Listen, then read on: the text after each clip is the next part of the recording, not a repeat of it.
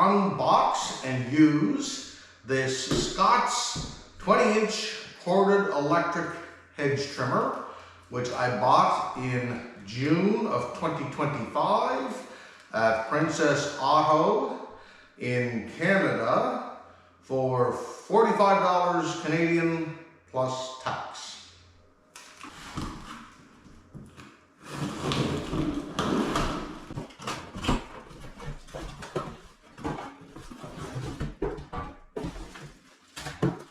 There is no assembly required on this unit.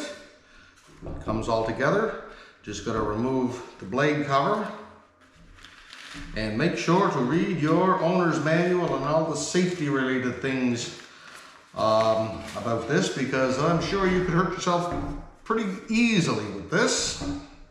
So we have our front handle here, the trigger switch, the lock on and off button. Unlock, trigger goes up. Locked, trigger won't go up, and we connect our AC power cord in here. I have my electrical extension cord plugged in here. Hold it like this, try to hit the trigger as we discussed. Doesn't operate.